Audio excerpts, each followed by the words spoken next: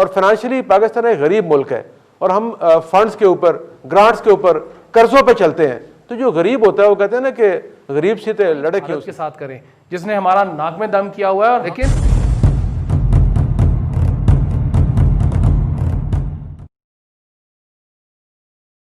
Doctor صاحب پھر ساڈے خلاف سازش ہو گئی.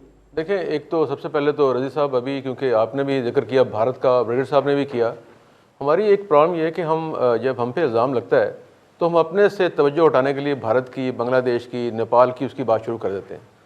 اور کی کریے سب سے پہلے ہمیں اپنے گریبان میں منہ ڈالنا چاہیے. دیکھیں جو ابھی ساری باتیں کی گئی ہیں کہ 15 قوانین بھی بنے ہیں. یہ جو ایشیا پیسفک گروپ ہے یہ بیسیکلی FATF کے انڈر نہیں ہے, یہ ایک انڈیپینڈنٹ مانیٹری گروپ ہے جو ایشیا پیسفک کے 55 ممالک پر مشتمل تنظیم ہے, جس کا ہیڈ کوارٹر تو سڈنی میں ہے. آغاز اس کا بینکاک سے ہوا تھا, لیکن وہ 55 ممالک جو ہیں یہ آپ جانتے ہیں کہ سیکنڈ ورلڈ وار اور فرسٹ ورلڈ وار کے بعد ایشیا پیسفک کے ریجن بنائے گئے تھے اور اس کے بعد پھر اینٹی کمیونسٹ اتحاد کیا گیا. تو اب جو نئی صورت سامنے آ رہی ہے اس میں جیسے امریکنز نے بھارت کو, جاپان کو, آسٹریلیا کو اور مختلف ملکوں کو صاف ہرا کرنے کی کوشش کی ہے چائنا کے خلاف, کیونکہ چائنا ایک ابھرتی ہوئی طاقت ہے. تو اس طرح بہت سے نئے گروپس بن رہے ہیں, نئے الائنس بن رہے ہیں اور پریشر ڈالنے کی نئی نئی ٹیکنیکس ایجاد ہو رہی ہیں.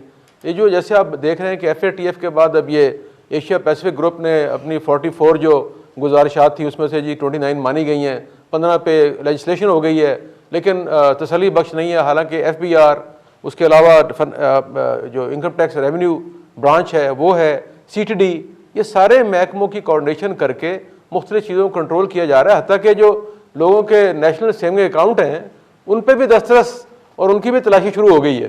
تو یہ سارے اقدامات جو کیے جا رہے ہیں, یا تو جیسے ابھی بریگیڈ صاحب نے کہا کہ پاکستان کا جو سٹینس تھا پہلے, اب اس کو بھگتنے کے لیے ہم نے یو ٹرن لے لیا ہے.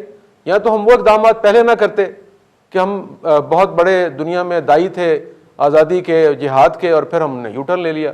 اور ابھی بھی ریسنٹلی بھی آپ دیکھیں کہ موجودہ حکومت نے اپنے تعلقات جو امریکہ سے امپروو کیے ہیں اور چائنا کے مقابلے میں ان کو فوقیت دی ہے, اور بہت سی چیزیں اس کے نتیجے میں CPEC کے بارے میں کہی جا رہی ہیں کہ وہ سلو ڈاؤن ہو گیا ہے. یہ اور بہت سی ایسی اقدامات, کیونکہ امریکن سپورٹ کی ہمیں ضرورت رہتی ہے, فائنینشلی ہمیں, ملٹری بھی اور سول بھی, تو ہمیں ہماری ضرورت امریکہ ہے. تو جس کے نتیجے میں موجودہ حکومت نے امریکہ سے اپنے تعلقات بہتر کیے ہیں, اور 2018 میں جو تعلقات بہت اچھے نہیں تھے وہ تو بہتر ہوئے ہیں. لیکن اس کے باوجود بھی جو مطلوبہ اہداف ہیں امریکہ کے کہ اس ریجن میں ہمیں کیا کرنا ہے, افغانستان میں, بھارت سے, چائنا سے, وہ بھی مکمل حاصل نہیں ہوئے. اسی لیے آپ کو ڈائریکٹلی انڈائریکٹلی دباؤ کا نشانہ بنایا جا رہا ہے. اور یہ FATF اور یہ جو ایشیا پیسفک گروپ ہے یہ سارے اسی ڈرامہ کا حصہ ہیں کہ پاکستان کو کارنر کیا جائے. اور فائنینشلی پاکستان ایک غریب ملک ہے اور ہم فنڈز کے اوپر, گرانٹس کے اوپر قرضوں پہ چلتے ہیں. تو جو غریب ہوتا ہے وہ کہتے ہیں نا کہ غریب سی تے لڑے کیوں سی.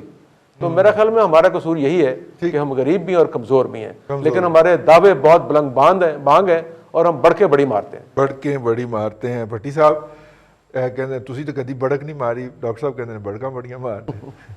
بھائی صاحب اس میں جو سب سے اہم بات یہ ہے کہ ایشیا پیسفک گروپ کے اندر بھارت موجود ہے, اور بھارت کیوں چاہے گا, اور وہ ویسے بھی FATF میں ہماری ڈٹ کے مخالفت کرتا ہے, اور اس کو چونکہ ہم وہاں بڑا ٹف ٹائم دیتے ہیں. اور بھارت بڑا وہاں پہ انفلوئنشل ہے, ظاہر ہے, اتنا بڑا ملک ہے, اتنی بڑی آبادی ہے, اکانومی ہے نا, ان کی مارکیٹ ہے, اکانومی بھی ہے ان کے. ظاہر ہے وہ دیکھیں نا ہمارے جو دوست ممالک ہیں کچھ اسلامی, وہ بھی اس کو سپورٹ دیتے ہیں وہاں پہ, یہ نہیں کہ نہیں دیتے. اگر ہمیں ایک دوست ملک یا دو چار دوست ملک ہمارے اگر سپورٹ کر دیتے تو ہم شاید اس گرے لسٹ میں جاتے ہی نہ, ہم پازیٹیو ہی رہتے, ہمیں کوئی مسئلہ نہیں تھا.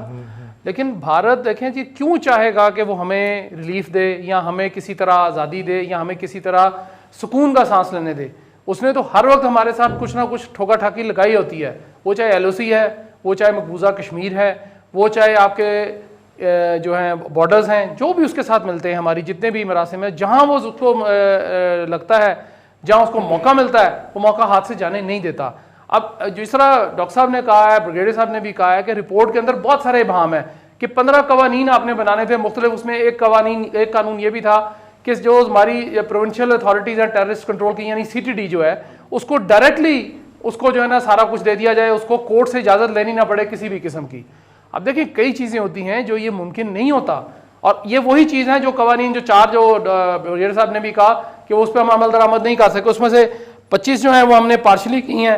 اب 21 تاریخ سے لے کر 23 اکتوبر تک دوبارہ اس کی میٹنگ ہونی ہے، اس میں فیصلہ ہونا ہے مزید کہ جی اس کو کیا کرنا ہے، پاکستان کو یہ جو انہانس لسٹ ہے اس میں کیا کرنا ہے ہم نے.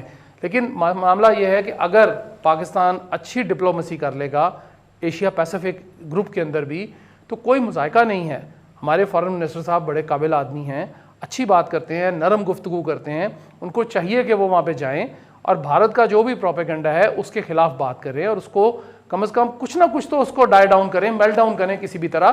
یہ یہاں پہ ہاتھ رکھ کے بیٹھ کے اپوزیشن کے ساتھ نہ زور آزمائی کریں، زور آزمائی بھارت کے ساتھ کریں جس نے ہمارا ناک میں دم کیا ہوا ہے. لیکن اس کو دبانے کے لیے کوئی نہ کوئی شخص تو چاہیے نا، کوئی جائے ان کا جا کے مقابلہ کرے، وہاں جا کے اپنی ہم پوائنٹ آف ویو تو اپنا پیش کریں نا. ہمارا تو پوائنٹ آف ویو ہی پیش نہیں ہوتا کہ جی وہ چونکہ کرونا بات یہ جی اتنے سارے وہ تصویریں آج میں نے دیکھی وہ اخباروں میں بھی لگی ہوئی ہیں اور سوشل میڈیا پہ بھی چل رہی ہیں. اے پی جی جو وہاں پہ آسٹریلیا میں جو ان کا اجلاس ہوا ہے تمام لوگ بیٹھے ہوئے ہیں، آپ بھی جائیں وہاں پہ، نہیں بلایا تب بھی پہنچ جائیں وہاں پہ. کہیں جی کہ میں پاکستان سے آیا ہوں، میں ریپرزینٹیٹو ہوں میں وہاں کا، مجھے آپ موقع دیں، میں اس کا ممبر، پاکستان ممبر ہے اس کا اے پی جی کا، کیوں نہیں اپنا پوائنٹ آف ویو وہاں پہ جا کے دیتے ہیں. جو صاحب بھی وہاں پہ اس وقت موجود ہے پاکستان، اس کے بجائے فارن منسٹر صاحب وہاں پہ جائیں اور اپنے ساتھ جو ہے وزیر داخلہ کو بھی لے جائیں اگر کوئی ضرورت پڑے تاکہ وہ ان کو چٹ دے سکے. اور اس کے بعد یہ ہے کہ جو ہمارا کیس ہے وہ صحیح طرح پریزنٹ ہو سکے.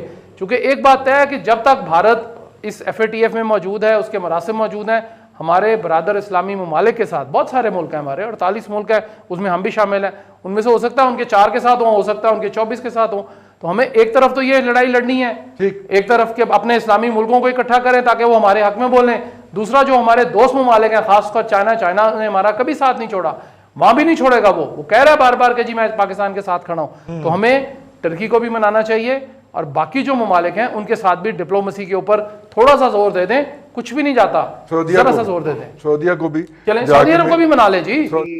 طرف سے بلیم نہیں کر رہا، میں ایک چیز مینشن کر رہا تھا اور کبھی بھی اٹینشن ڈیوائڈ کرنے کی کوشش نہیں ہے، لیکن یہ ایک فیکٹ ہے کہ جو India F A T F کے جو اپنا ایشیا پیسیفک گروپ کے جو 55 ممبرز ہیں نا، اس میں سے 12 ممبر ایف اے ٹی ایف میں بھی شامل ہے، جس میں آسٹریلیا ہے، کینیڈا ہے، چائنا ہے، ہانگ کانگ ہے، نیوزی لینڈ ہے، اپنا انڈونیزیا ہے اور اسی میں انڈیا بھی ہے.